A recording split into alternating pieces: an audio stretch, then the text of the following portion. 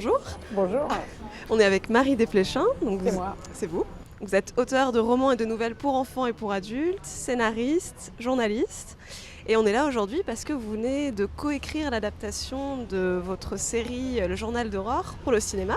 Oui. Ce qui a donné le film Jamais Contente. Est-ce que vous pouvez nous raconter un peu comment ça s'est fait, comment vous êtes passé de votre série au grand écran? C'est une productrice en fait, dont la fille ne lisait jamais et qui pendant les vacances lit le Journal d'Aurore, 1 tome, 2 tomes, 3 tomes. La mère émerveillée dit: ma fille qui ne lit pas lit, miraculeux. Faisons un film plutôt. Elle est productrice-distributrice, Alexandra, elle en parle à Patrick, qui est producteur, que je connais par ailleurs, qui m'appelle et qui me dit: voilà, on voudrait adapter ton livre. Et moi je lui dis: mais quelle bonne idée, pourquoi on dirait non? Et je lui dis: mais je ne ferai pas le scénario. Il me dit: pas de problème, je fais le scénario, ne me demandez pas comment ça se passe toujours comme ça. Et comment ça se fait? C'est que vous avez eu envie?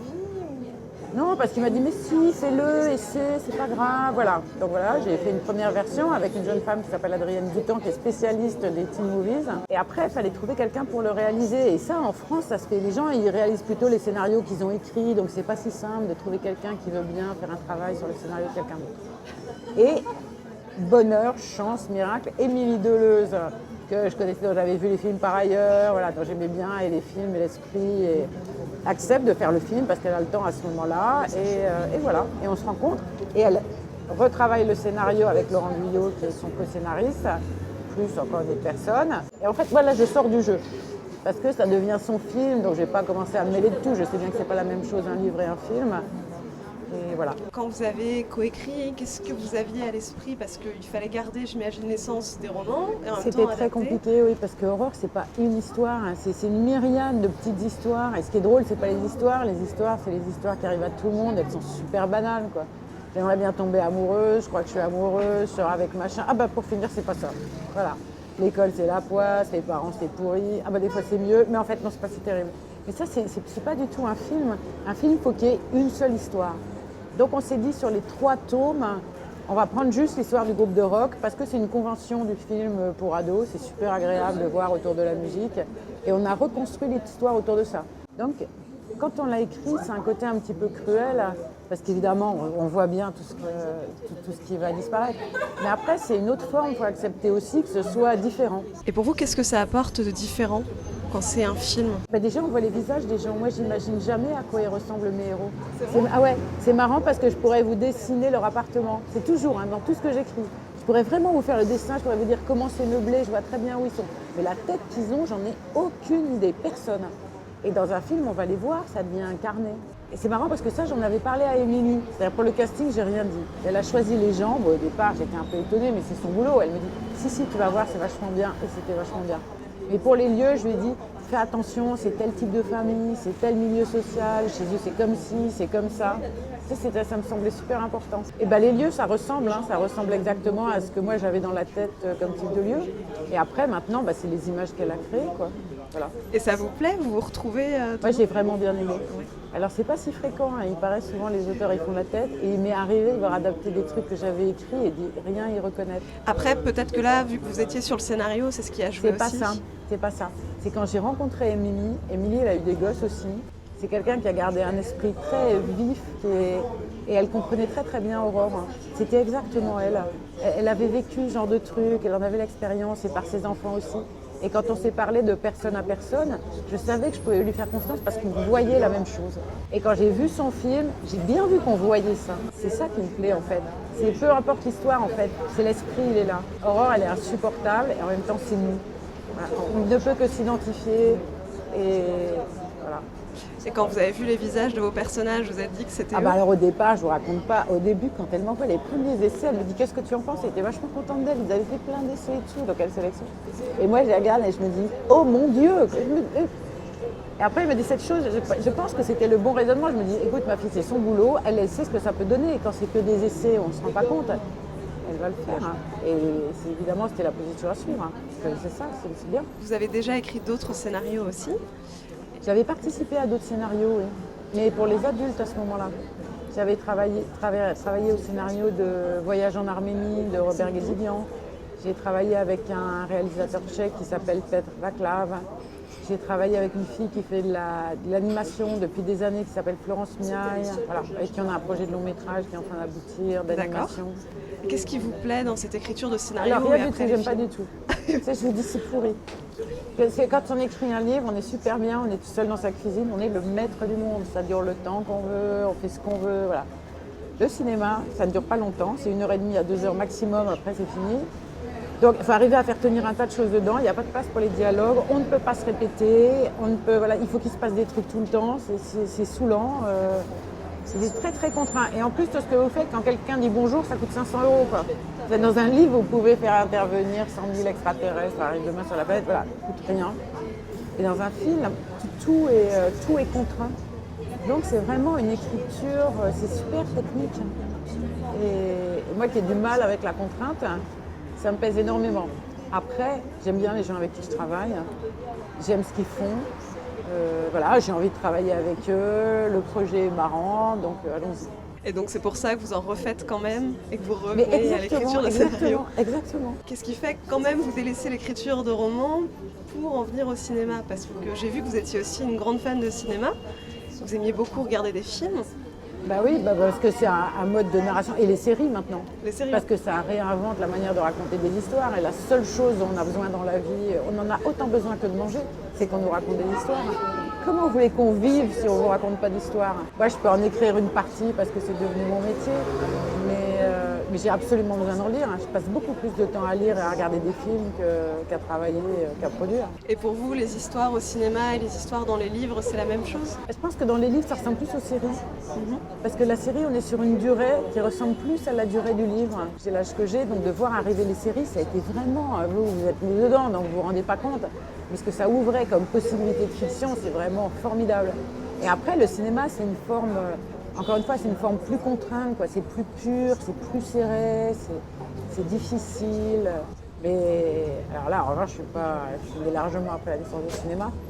Mais ça nous a accompagnés. Maintenant, ça fait partie de notre culture au même titre. En fait, moi, je ne mettrais pas de hiérarchie entre ce qui est important. Encore une fois, c'est ce que ça apporte à votre imaginaire et à votre construction de vous-même à travers votre imaginaire. C'est l'imagination qui fait la réalité. Et quelle série vous aimez bien regarder? La série, alors puis il y en a un tas qui sont super agréables et marrantes et tout ça. La meilleure des meilleures séries, à mon sens, c'est The Wire, qui était sur écoute en français. Les 5 saisons de The Wire, j'ai encore rien trouvé qui égale à la puissance de cette série. Et pourquoi? Au niveau de la narration, justement, de l'histoire que ça raconte? De tout. La narration, elle est incroyable. On vous raconte toujours des trucs que vous ne comprenez pas, que vous ne comprenez qu'après. Donc c'est d'une habileté inouïe. L'interprétation est démente. Et moi, je suis journaliste. J'adore le travail sur la réalité. Et le fait que David Simon, ça a partie de son travail de journaliste à Baltimore pour construire, qu'il ait travaillé avec des gens de Baltimore et des acteurs. Omar, par exemple, je pense que ce n'est pas un acteur professionnel. C'est une réussite inouïe. C'est incroyable comme réussite. Alors justement, vous dites que vous êtes journaliste de formation.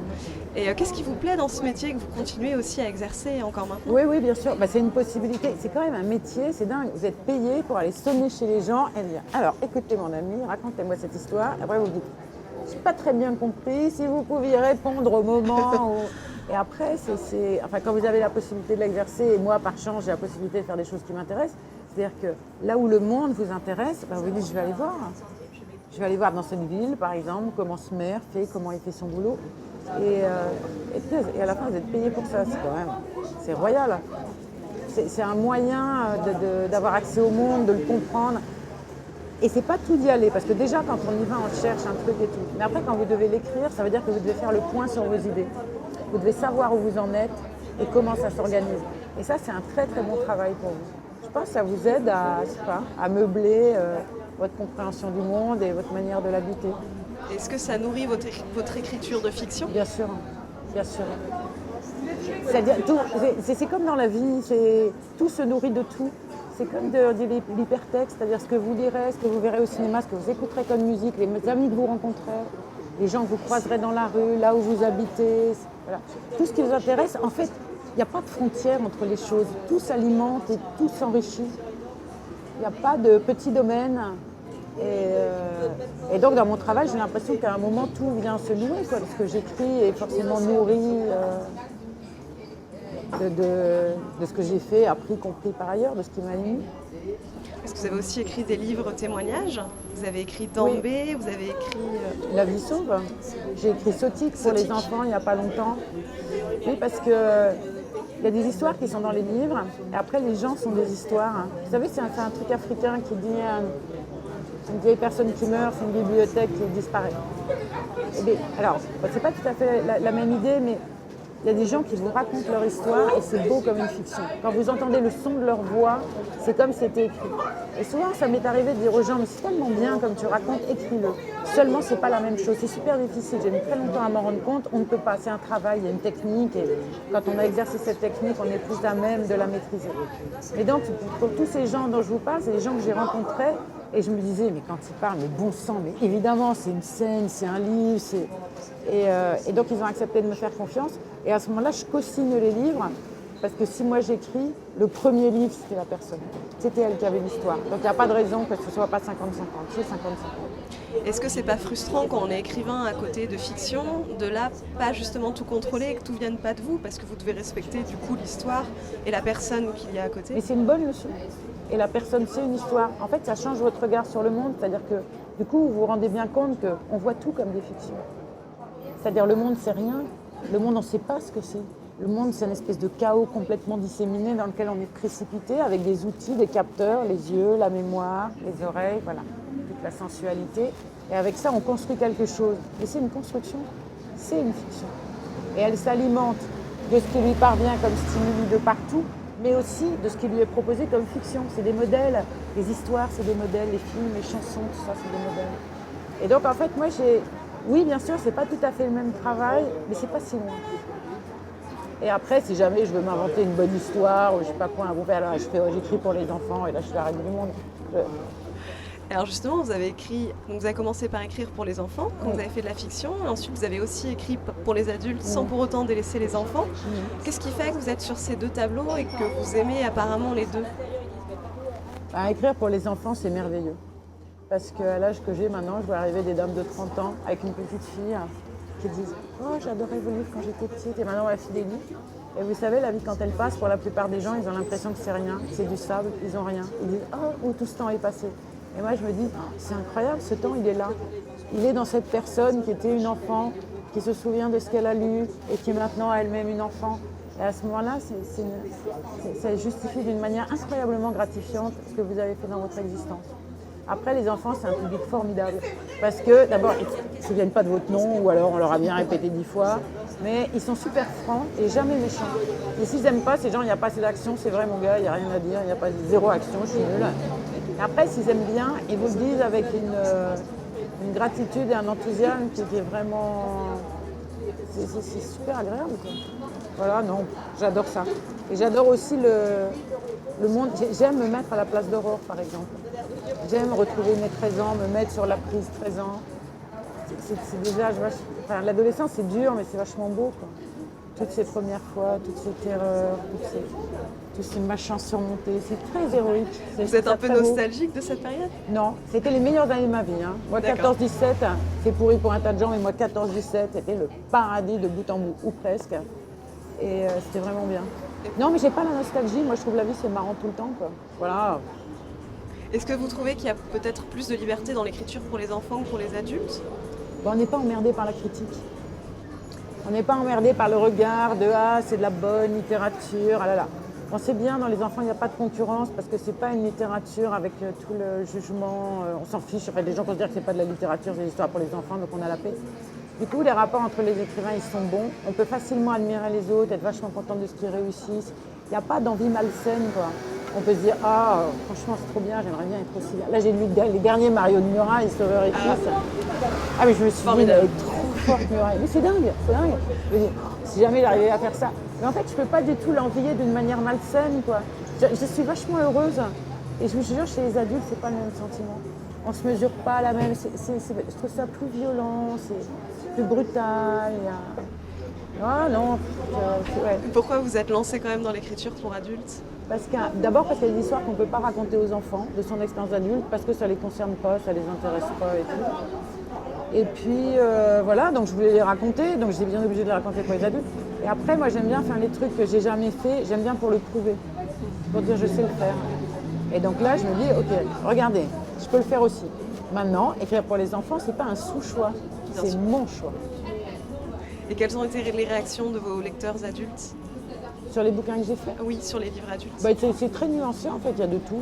Non, j'ai des trucs, en général, les gens sont plutôt sympathiques. Hein. Vous n'avez pas regretté?